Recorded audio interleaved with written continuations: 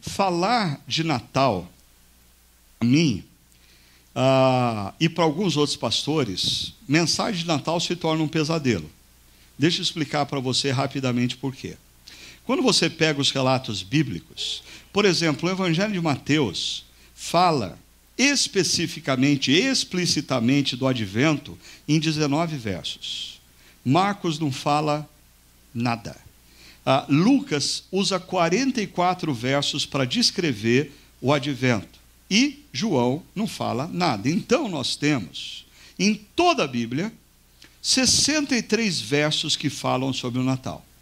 Ok? Eu queria que você fosse pastor e você tivesse que pregar todo ano, pelo menos três mensagens sobre o Natal, sabendo que a Bíblia só tem 63 versos que falam sobre o Natal.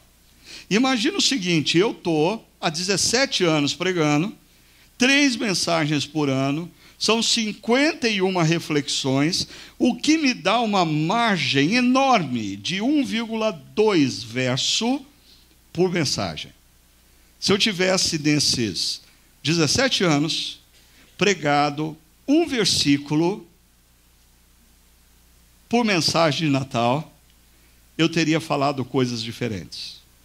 Então, isso se torna um pesadelo muitas vezes para pastores, porque à medida que o ano passa, vai acabando as perspectivas acerca do Natal. Você começa no primeiro ano de igreja, vamos falar da perspectiva de Maria do Natal. Aí no segundo ano, vamos falar da perspectiva de José de Natal. Vamos falar a perspectiva dos anjos do Natal. Aí chega uma hora, você está falando da perspectiva do jumentinho do Natal, né? Como que aquela ovelhinha viu o Natal, né? É complicado. Pior do que isso, só casamento, cerimônia de casamento. Na medida que os anos se passam, ainda mais quando o mesmo grupo está presente nas mesmas cerimônias, aí o casal vem, você já fez, sei lá, 80 cerimônias de casamento, e o casalzinho vem e fala assim, pastor, nós gostaríamos tanto que você fosse o celebrante do nosso casamento, mas a gente queria fazer um pedido para o senhor. O senhor poderia fazer um sermão exclusivo só para a gente? Aí você fala, meu Deus, não tem tanto texto bíblico que fale sobre casamento para fazer sermão exclusivo depois que você já fez 80 sermões. Agora, isso faz eu pensar num artigo que eu escrevi alguns anos atrás para a revista Cristianismo Hoje, onde eu falava sobre o perigo. Nós vivemos num mundo que as redes sociais nos convenceram que assim, a gente tem que ficar botando coisa nova, a gente precisa falar coisa nova, e se você não tiver o que falar novo, fala o contraditório, cria polêmica para você ser ouvido. Essa é a lógica das redes sociais. Ninguém compartilha o óbvio. Se você quer fazer sucesso nas redes sociais, você tem que falar o contraditório, o polêmico, a nova perspectiva, aquela que ninguém ao longo da história do cristianismo nunca viu no texto. E num trecho desse artigo eu digo, no anseio por ser lido, ouvido, comentado ou seguido, muitos são tentados a gerar fatos, escrever o surpreendente, provocar polêmicas ou afirmar o que nunca foi dito antes. Esta, na minha visão, é a versão do salto do pináculo do templo, a tentação que Jesus é submetido por Lúcifer. Vai, salta do pináculo, faz algo espetacular. Faz algo espetacular, para as pessoas verem e dizer, uau, que insight, uau, que visão do texto, né? Para mim, essa é a versão salto do pináculo do templo, que envolve a atual geração de pregadores e que a gente precisa tomar cuidado. Por quê? Porque quer a geração da internet, da rede social, queira ou não, eu diria, a prática pastoral do cuidado do rebanho demanda repetição. Ora, no Antigo Testamento, os sacerdotes responsáveis pelo cuidado do rebanho, do povo de Israel, pelo menos durante 3 ou 4 cerimônias religiosas que tinham do ano, o que eles faziam, literalmente, liam a lei. O povo se reunia para alguma coisa nova? Não, vamos ler a lei. Você já pensou nisso? Você viria passar uma manhã inteira em pé, debaixo do sol, enquanto o sacerdote lê a lei. E era isso que o povo fazia. E era repetido, era repetido, era repetido. Mas se lembre, nós estamos falando num tempo em que as pessoas, a tradição é oral. O sacerdote lê e ninguém tem o texto bíblico em casa para dar uma conferida depois. Então as pessoas se reuniam com sede para ouvir. E cada vez que elas ouviam, elas diziam assim: uau, eu não tinha pensado nisso. Nossa, eu nunca percebi nesse detalhe. Puxa vida, olha isso.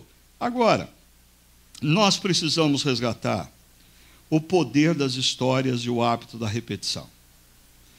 Principalmente pais. Cuidado com a tentação de você achar que você tem que oferecer para o seu filho todo dia algo novo. Você não vai dar conta. Você não vai dar conta de manter esse negócio. E outra, a criança não quer isso. Perceba, histórias têm um grande poder e está associado à pedagogia do contar histórias à repetição. 70% da Bíblia são histórias. Então, se existem pessoas que deveriam saber contar histórias, são os cristãos. Porque se eles leem a Bíblia, eles leem um texto, um livro que 70% é composto por histórias. E eu confesso para vocês que eu tenho aprendido essa arte com essa pessoinha que está aí na tela, o Gabriel. Porque o Gabriel tem me ensinado uma coisa. Eu resolvi um dia contar para ele a história do profeta Jonas. E eu resolvi um dia recontar para ele a história do profeta Jonas. E agora, toda hora que eu digo para ele, vovô vai contar uma história. O que ele diz? Do profeta Jonas. Ele não quer história nova. Ele quer ouvir a história do profeta Jonas. E na pedagogia da história existe esse elemento de você ouvir as mesmas histórias e reter as lições dessa história. Deixa eu contar uma história para vocês. No 6º mês, Deus enviou o anjo Gabriel a Nazaré, cidade da Galileia, a uma virgem prometida em casamento a certo homem chamado José, descendente de Davi. O nome da virgem era Maria. O anjo, aproximando-se dela, disse: alegre-se, agraciada, o Senhor está com você. Maria ficou perturbada com essas palavras, pensando no que poderia significar tal saudação. Mas o anjo lhe disse: não tenha medo, Maria. Você foi agraciada por Deus. Você ficará grávida e dará à luz a um filho, e lhe porá o nome de Jesus. Ele será grande e será chamado Filho do Altíssimo. O Senhor Deus lhe dará o trono de seu pai Davi, e ele reinará para todo sempre sobre todo o povo de Jacó. Seu reino jamais terá fim. Perguntou Maria ao anjo: como acontecerá isso, se sou virgem? O anjo respondeu: o Espírito Santo virá sobre você, e o poder do Altíssimo a cobrirá com a sua sombra. Assim, aquele que há de nascer será chamado Santo, Filho de Deus. Também Isabel, sua parenta, terá um filho na velhice.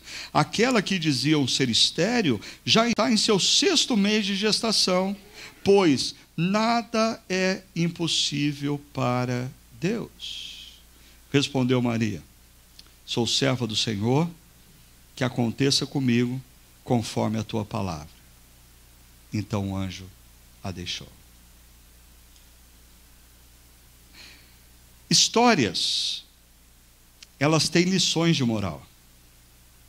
A história, ela é uma ferramenta que faz a gente se lembrar de qual é a lição. Quais são as lições dessa história? Elas podem ser várias. Eu vou entregar para vocês aquelas que têm sido lições para mim nesse momento de vida meu. Primeira lição: Deus usa o simples e frágil para realizar a sua obra.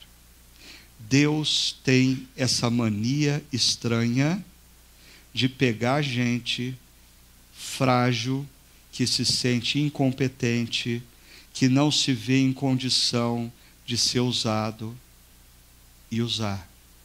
Deus tem essa mania. Quando eu olho para toda a história, é isso que ele faz com Abraão, é isso que ele faz com Moisés, é isso que ele faz com Davi, é isso que ele faz com Jeremias. É isso que ele tem feito com a minha vida. Eu sou frágil e incompetente, mas Deus decidiu me usar para Ele, para a honra e para a glória dEle. E perceba, o texto fala de que Gabriel é enviado a uma cidade chamada Nazaré, que na verdade era um povoado que não tinha mais do que 400 pessoas na época, para falar com uma adolescente, e consequentemente essa adolescente se chama Maria, ela é mulher, no mundo de homens, no mundo em que mulheres não são, o testemunho de mulheres não são válidos nem nos tribunais. Pare e pensa comigo. Numa manhã na eternidade, se é que a eternidade tem manhã, Gabriel atende o celular, o anjo Gabriel, e a secretária de Deus dizendo assim: Deus está querendo falar com você agora. Gabriel falou: o negócio é sério. Ele saiu correndo e foi lá, e aí ele entra no escritório de Deus. Deus olha para Gabriel e fala assim: Gabriel, eu tenho uma super missão para você. Eu vou mudar a história da humanidade. E eu preciso que você aperte o botão de start desse negócio. Gabriel fica atento. Gabriel liga o iPad e já começa a anotar. Pode falar, Senhor, o que eu tenho que fazer?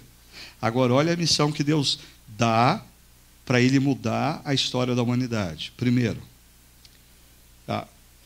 nós estamos aqui no 1º século, Império Romano espalhado por todos os cantos, o centro do poder econômico, político, religioso se chama Roma. E Deus fala para Gabriel: você vai para um povoado chamado Nazaré, você vai conversar com uma adolescente, ela é mulher, e eu te garanto, isso vai mudar a história da humanidade. Como você se sentiria no lugar de Gabriel? Cuidado, cuidado. Cuidado, porque a nossa perspectiva da vida é enganosa. Às vezes a gente aposta todas as nossas fichas em coisas que nós achamos muito importantes. E não é o caminho de Deus. Olha só o que o apóstolo Paulo fala em 1 Coríntios capítulo 1. Mas Deus escolheu o que para o mundo é loucura para envergonhar os sábios. Escolheu o que para o mundo é fraqueza para envergonhar o que é forte. Ele escolheu o que para o mundo é insignificante, desprezado e o que nada é, para reduzir a nada o que é, a fim de que ninguém se vanglorie diante dele. Cuidado, cuidado, cuidado com o orgulho. É um perigo muito grande você começar a achar que você é mais do que de fato você é. Você confiar mais na sua potencialidade do que em Deus. E pior, você se esquecer que se você faz algo bem, você o faz porque Deus te deu essa graça. Se Ele resolver tirar essa graça, você não faz. Você não faz. Se Deus tem me usado nesses últimos anos como pregador, ok. E se Deus tirar a minha voz? Acabou. Não é meu.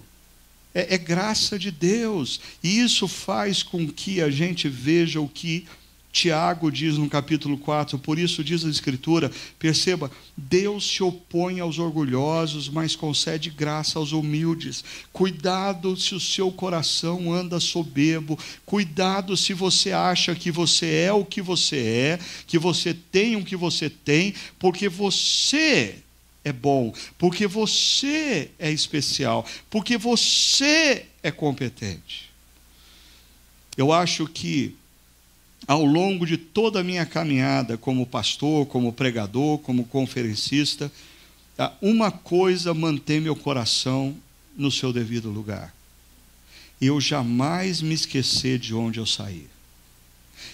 Quando eu me lembro quem eu fui como criança, que menino que eu fui como criança, quando eu me lembro da pobreza que eu saí, das condições que eu tive de estudo, limitadas, eu olho para a minha vida hoje e eu não tenho dúvida alguma de quem é que fez o que fez, não fui eu. E é interessante que quando Davi, o rei Davi, se perde, Deus manda o profeta Natã falar com ele, e uma das coisas que o profeta Natã diz para Davi é: Deus mandou te dizer, lembra de onde eu te tirei, Davi. Davi, você está se vendo aqui no palácio, você está se achando bom, você está com a conta bancária recheada. Davi, lembra de onde eu te tirei de trás da malhada, Davi. A gente não pode esquecer de onde a gente saiu. A gente não pode perder na vida a concepção de que a gente é o que é e tem o que tem, porque Deus tem sido gracioso para com a gente. E os jovens que estão começando, cuidado, porque existe uma tendência muito grande nessa geração mais nova. Eu lido muito com jovens pastores, né? Alguns anos atrás, eu acho que foi o jogador de futebol, Romário, que se referia a um outro jogador, falou assim: pô, o cara está chegando agora e já quer sentar na janelinha do ônibus, né? Às vezes essa geração dos milênios, eles querem começar onde a gente está terminando. E não é assim. Precisa ter muita dedicação, precisa ter muita humildade. Humilhai-vos diante do Senhor. E esse verso me relembra o que diz 1 Pedro capítulo 5, humilhai-vos debaixo da poderosa mão do Senhor, para que no tempo oportuno Deus vos exalte. É Deus que vai nos exaltar quando e como Ele quiser. Uma regra sempre que eu coloco para jovens pastores é o que eu ouvi lá no começo da minha caminhada do reverendo Antônio Elias, já falecido. Reverendo Antônio Elias, certa ocasião, olhou para mim e falou assim: meu filho, guarda uma coisa para você, preocupe-se com a profundidade do seu ministério, a largura dele compete a Deus. Ou seja, não cabe a mim cuidar da largura do meu ministério, não cabe a mim cuidar de quão influente será o meu ministério, cabe a mim fazer com que o meu ministério seja fiel e profundo. A mesma coisa eu diria a você que é médico, engenheiro, advogado, empresário: cuidado para você não ficar preocupado com a largura da sua profissão e não se dedicar com a excelência da sua profissão. O que Deus colocar na sua mão, faça e faça com excelência. E você que está começando, eu sempre me lembro da situação que envolve o próprio Davi. Davi se tornou herói nacional quando ele vence o gigante filisteu, o guerreiro filisteu, mas naquela manhã ele não saiu de casa para uma batalha contra um guerreiro. Ele saiu de casa porque o pai dele pediu para ele levar uns queijos para os irmãos que estavam na batalha. E tem muito jovem que, quando você diz assim: eu quero que você leve queijo até a batalha, ele olha para você e diz: desculpa, pastor, mas acho que o senhor está equivocado, Deus me chamou para vencer gigantes na batalha. Não, Davi só venceu o guerreiro filisteu porque ele foi humilde para levar o queijo para os irmãos. Humilhai-vos debaixo da poderosa mão de Deus, e no tempo oportuno, quando Ele quiser, Ele vai te exaltar. Preocupe-se com a excelência, não com a largura da influência, com a excelência. Segunda lição, Deus está conosco em todas as situações. Olha só o que o texto diz. O anjo aproximou-se dela e disse: alegre-se, agraciada, o Senhor está com você. Deixa eu dizer uma coisa aqui para você, e vou dar assim uma hoje de pastor pentecostal, tá bom? Eu não sei qual que é a sua situação, eu não sei qual é o seu momento de vida, eu não sei qual que é a sua crise, eu não sei qual que é a sua luta interior, mas Deus mandou falar uma coisa para você. Ele está com você.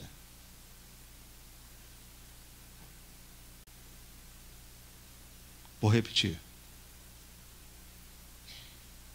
Ele está com você. Por favor,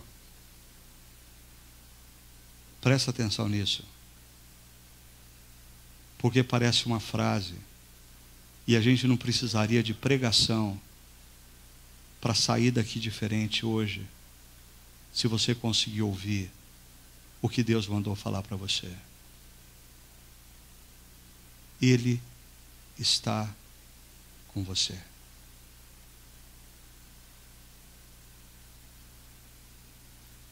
Pegou?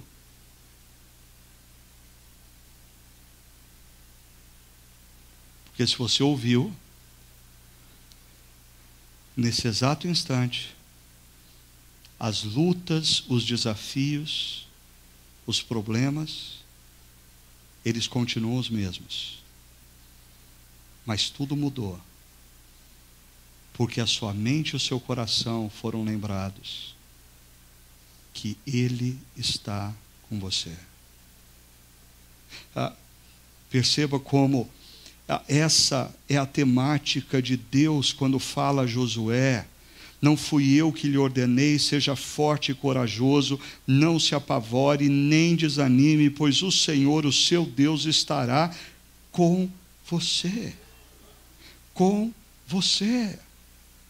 Mas voltando para o diálogo de Maria com o anjo ainda diz para Maria: Maria, não tenha medo. Vocês que são da chácara já ouviram diversas vezes o que eu vou dizer aqui, que essa é a frase mais dita em toda a Bíblia. A frase mais repetida em toda a Bíblia é: não temas, não tenha medo. E para e pensa comigo, por que Deus precisa repetir tantas vezes a mesma frase na Bíblia? Por que Deus precisa constantemente nos lembrar que Ele está conosco e você não precisa ter medo, porque Ele está com você? E essa é uma temática muito propícia no Natal. Porque quando o anjo se refere ao nome da criança, e toda essa situação aqui nos remete ao profeta Isaías, capítulo 7, verso 14, que diz: por isso o Senhor mesmo lhe dará um sinal, a virgem ficará grávida e dará à luz a um filho, e chamará Emanuel, que significa Deus conosco. Não tem uma época do ano mais propícia para você se lembrar que Deus está com você do que no Natal. Guarda isso. Eu não sei qual é a sua crise, eu não sei o tamanho do seu problema, eu não sei o que você está passando no contexto da sua família, do seu casamento, da sua vida profissional, da sua empresa, eu não sei o tamanho do problema que você está enfrentando. Mas Deus vem a nós nesse momento e diz: eu estou com você. Eu estou com você. Não tenha medo. Eu estou com você. Terceira lição. Para Deus não há impossíveis. Porque Maria, quando escuta o que o anjo tem a dizer, diz: Gabriel, acho que você não pertence a esse mundo, então você não sabe direitinho como que funciona esse negócio de uma mulher engravidar. Eu sou solteira, eu estou noiva, ainda não me casei, como que eu vou conceber sendo ainda virgem? Então, o anjo Gabriel diz para ela: minha filha, é você que não entende nada. Deus é o Deus dos impossíveis, porque o Espírito Santo vai te visitar, e aquele que vai ser concebido no seu ventre, ele não é fruto de um homem, é fruto do próprio Deus. E mais, a prova disso é que a sua prima, Isabel, que é uma mulher que todos diziam que é estéril, é uma mulher de idade avançada e está grávida no 6º mês. Por quê? O anjo diz: pois nada é impossível para Deus. Então deixa eu colocar uma coisa para vocês aqui. Aqueles que se dizem cristãos verdadeiros e que conhecem o Deus revelado nas páginas da Bíblia, nunca deveriam ter no seu vocabulário a frase: não tem mais jeito. Não tem mais jeito. Não faz sentido. Porque o seu Deus é o Deus para o qual nada é impossível.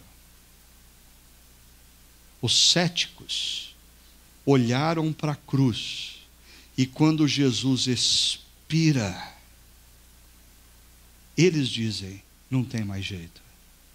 Mas a última palavra vem no domingo pela manhã, quando Jesus ressuscita dentre os mortos, porque enquanto Deus for Deus, e Ele sempre o será, a última palavra sempre foi e sempre será dele. Não existe casamento que não tem mais jeito. Não existe relacionamento que não tem mais jeito. Não existe situação que não tenha mais jeito. Não exista problema na sua vida que você olhe e diga: não tem mais jeito. Se você está diante do Deus que prometeu que está com você, e é o Deus para o qual nada é impossível, você pode crer. Tem jeito. E por fim, o que esse Deus gracioso espera de nós? Olhando esse texto, eu vejo: Deus deseja que nós confiemos nele. E a confiança implica em obediência. Respondeu Maria, e aqui eu fico assustado quando eu leio esse texto, porque quando eu lembro que Maria tinha, 14 anos de idade, uma adolescente dizendo isso. Eu tive 3 adolescentes lá em casa, nenhum deles falava essas coisas com tanta facilidade assim. E Maria diz: eu sou serva do Senhor, que aconteça comigo conforme a tua palavra. Em outras palavras, Maria estava dizendo: eu me rendo. As palavras de Maria me lembram as palavras de Jesus no Getsemane: Senhor, se possível, passa de mim esse cálice. Mas pensando bem, Pai, faz a tua vontade, não a minha.